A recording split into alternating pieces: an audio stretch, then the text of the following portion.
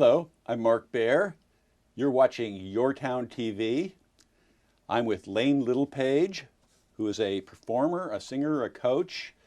We're talking cabaret, we're talking the popular song, we're talking the elegant 30s. We're going to talk about Fred Astaire, Noel Coward, George Gershwin, Ira Gershwin, and Irving Berlin. How's that? We got 18 minutes.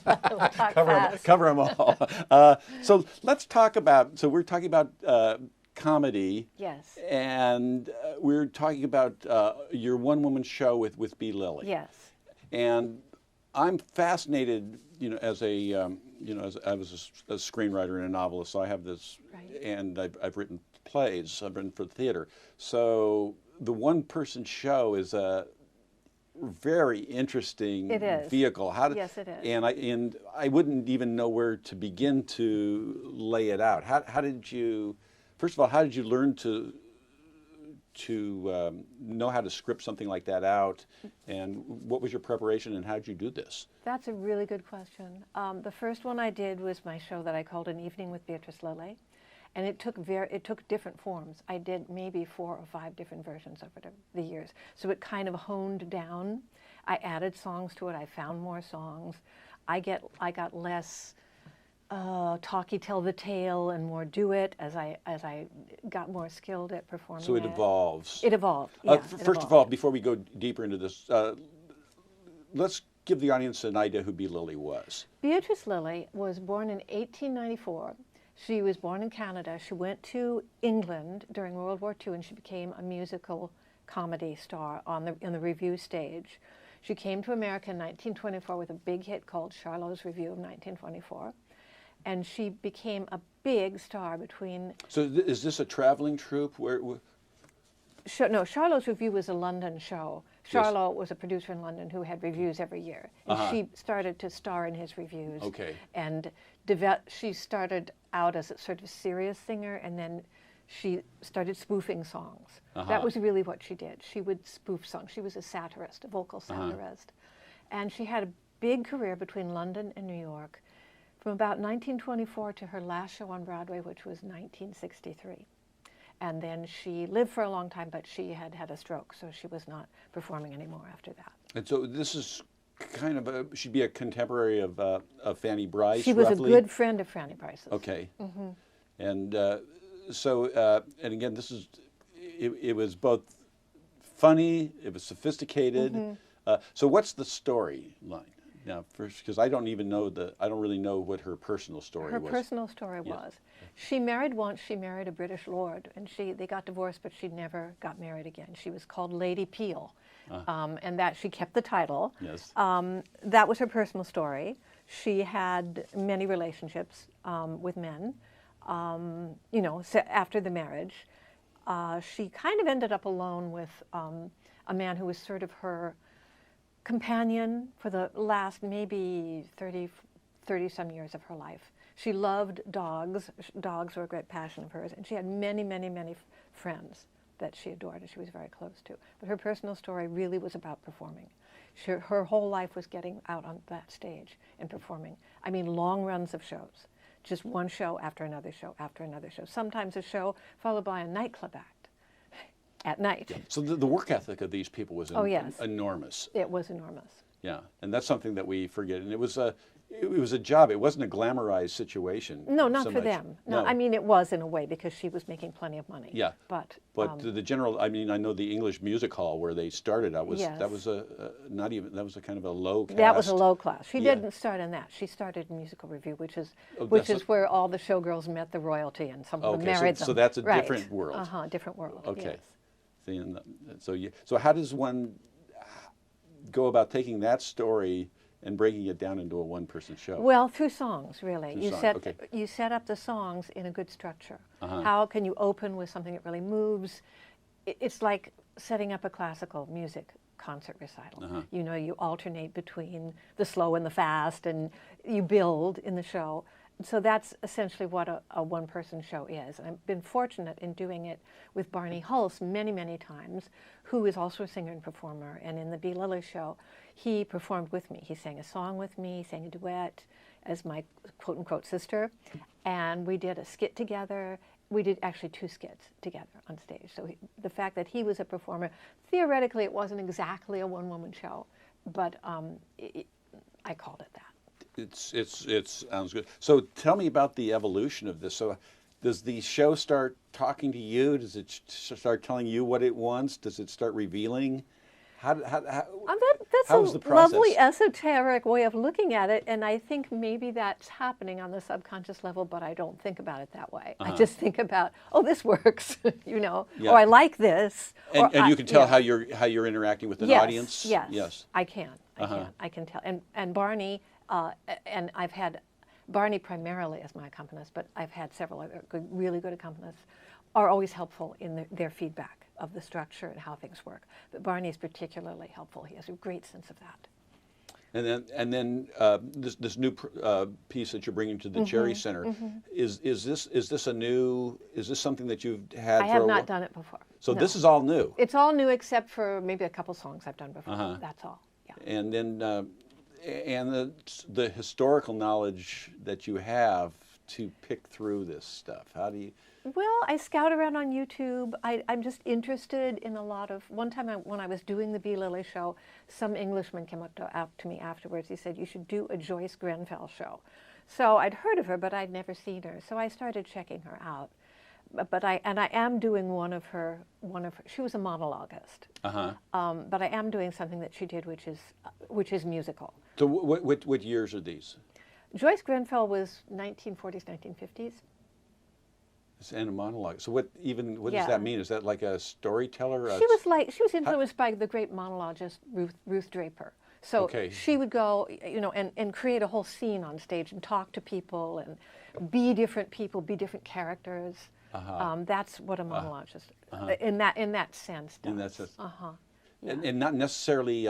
Can you be that and not be a comedian, or was it one of the same things, or is that a comedic subset? I think that it's you need both skills. You need to be able to be a moving actress if it's part of it is moving. Joyce Grenfell always had a little edge of comedy in everything she did. It was mostly comedy. I mean, these are such interesting.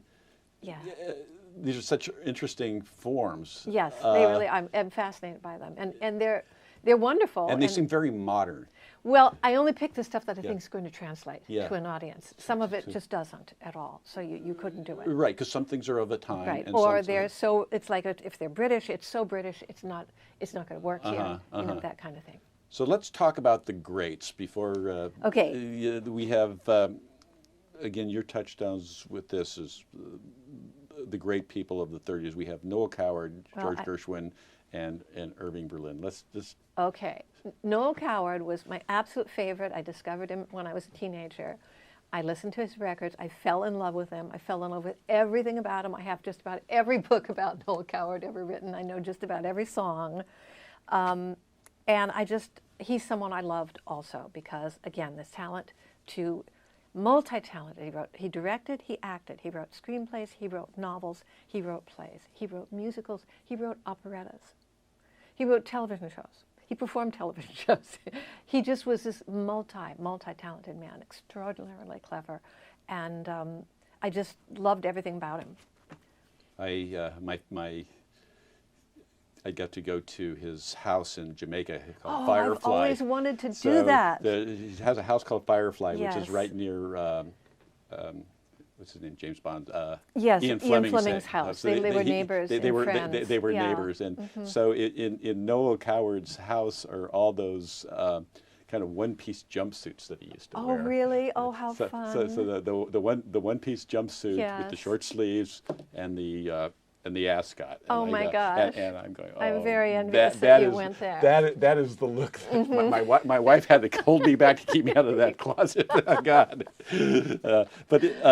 Then Gershwin dies young. Yeah, so, tragically. I don't know. Yeah. And what we talked about earlier on or off camera, I can't remember. But what is it about a song that can make you cry? What is it that like the lyrics, he didn't write the lyrics for Summertime, but a song like Summertime, you hear 5 bars of it, and it's just so something. See, for me, it's not the lyrics in Summertime, it's the music. Well, is it, the lyrics are sweet and they're simple. But is it the combination? The I mean, it's the combination, in other but words, I think the music is really the edge. I think in a song, you can't say music and lyric. I think you have to say Right. alchemy between music and lyric. Yes, they're you do. You a different combination of thing. And what is it that they've created that can bang? You know? I think it's a combination of the way the song is set up. Irving Berlin in particular used to write very, very simple songs that just would grab everybody. You know, they would basically do, mi, so, do songs, basically. They were so simple. I love very moving. Did he write Always for his Yes. his wife that passed away? Yes, he wrote They Always. died on their honeymoon in Cuba or something Yeah, like his that? first wife. Yeah, His first and wife I think died. Always. And what a beautiful song that is. Beautiful. He wrote some really gorgeous songs. But back to the Gershwins. Okay, let's go back to Okay, yes. back Keep to me in the order. Gershwins. I'm Okay. fluttering around.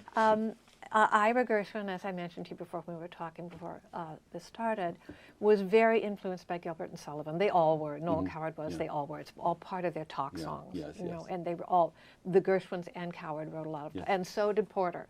A lot of talk songs with a lot of lyrics. So just define that. What is a talk song? What does that mean?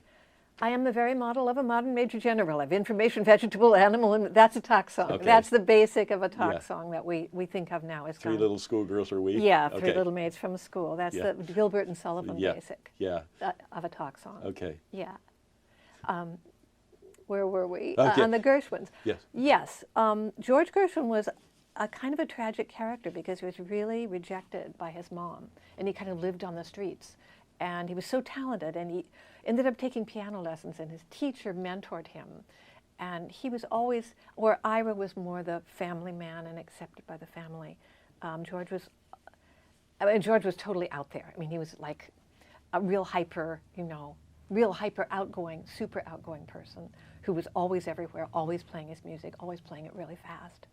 But that incredible talent that he had, that the brothers, the combination, particularly with the Gershwins, the combination of song and lyrics, I think, is just really, it's integral. And how old is he when he died? Like 37 or 32? Younger? He was in his 30s. I forget the exact He was year. very, very young. Yes, he died of in Hollywood. He of died a in brain a hemorrhage, I hospital believe. there. Yeah, he And- got a brain tumor. Brain tumor. Yeah. And I can't even imagine what that was like for Ira Gershwin. To lose his brother, yeah. Well, they were such a, again, Yes, that's interlocked. Interlocked. Right. That's such a dependency. But Right. not only the brotherly love, but the Yes. career love. Right. Everything about that was so amazing and tragic and. Yeah, Yeah. But Ira went on to write lots of other songs with other partners, very Yes, successfully, yeah. as you know. Yeah. And so, what we talked about the 1930s, and I'm particularly interested because I find that it's a decade that has some resonance to talk about where we are today. And I always look to the past to look to the future. Yes. And one of the things that's so interesting for me is that it was the Depression, it was the rise of fascism, it was bread lines, it was the coming war, Yes. it was dark clouds Yes. over everything. It was the rise of fascism and the rise of communism in the United States. Yes. It was, and Britain. It was all It both. was a very chaotic pull. tumultuous time. People were, the stock market had crashed. It was a really rough time. And what we remember in memory now is the glamour of the Right, time. right, The right. the movies, Fred Astaire and Ginger Yes, Rogers. yes. The beautiful Cecil Beaton photographs, the horse photographs. Yes, those beautiful photographs. all those That things. beautiful black and white imagery of that day, and how that the art of a time, which was so important at the time to lift people through their despair. Yes. It's like Sullivan's Travels. They don't need you to tell them how bad things are. Right, They need right. they They need to need to- laugh. they need They to need laugh. They need to be to cheered dream. up. Yes, And how a dream can lift you over Yes. that ocean of despair. Yes. And how in memory, when we think of the 30s, That's what we think of. we yes. think of glamour. Yes, we do. Those movies are more real than much of what happened Yes. of the times. Yes. And isn't it strange that the illusion should be stronger than the real? I mean, in memory, I mean, it's a bit strange. Well, I think the human nature is always drawn to the positive, you know, and we don't want to remember things that are negative for the most part, you know. So I think that it's kind of the human psyche. And was it as glamorous as it looked? I'm sure it was for those people. Yeah. Those people who were successful in the entertainment business were, you know, fabulously rich, just because they were. Yeah, well, they were kind of royalty. Yes, they were. Fred Astaire was Yeah, certainly he was. certainly royalty. He was royalty, definitely. Yeah, and but those what they did, and that just the general quality of I mean, look what we're talking about: Astaire, Noel Coward, Gershwin Berlin. Yes. They were really hard workers. Berlin much earlier. Yes. He was a different generation. These were people who worked and worked and worked, as we've discussed. But worked, and then that the sophistication of a lyric, the sophistication of a phrase, the you know, again, going back to somebody Gershwin, who wrote symphonies, who wrote songs, who wrote for the musical theater, who, when he wasn't there, was looking to be, you know, a serious composer. Yes. And was painting at the same time. Yes. Right. You know, they were striving for the very highest levels of art. They took it very life and deathy. Oh yes. You know, and that's a story I never grow tired of. I think it's wonderful. Well, all those people we've mentioned, the Gershwins, Noel Coward himself, Berlin, they all came out of, Noel Coward was like middle class or lower middle class, but Irving Berlin was poor, the Gershwins were poor. Cole Porter was rich. Cole Porter had money in his family already. But he had the work ethic. But they weren't going to give him that money. No, well, yeah, that's... Not without strings. Well, he married a very wealthy woman too, but he had a tremendous work ethic and creative ethic. Yeah. But I mean, they knocked out. I mean, a lot of it. Oh, a lot. He's and there's, you know, again, you start, you know, I've got the Noel Coward, well, I read the Noel Coward diaries. Which Aren't those wonderful? Yeah. Oh so my that's gosh, I something love those. Yes. That's something that we can recommend to people. Yes, we can. Those are pretty. Absolutely fabulous. Those are pretty grand. Yeah. And witty and, Yes. and just wit. Yes. Wit as a value. Yes. Noel Coward was a very witty That's person. something that I think is something that we lose. We have a little cruder, a little rougher. I think so much cruder and so much rougher. Yeah, I mean, wit and wordplay and. That's not around too much anymore. You know, they were fine ideals. We're out of time. Can you believe that? Wow. Anyway, I'm Mark Baer. I'm with Layne Littlepage. Go see her at the Cherry Center, all of June. Is that right? That's right. Anything June else? 9th through July 2nd. Yeah, you can't say that enough. Right. Thank you very much. You're watching YourTown TV. We're out of here. Bye.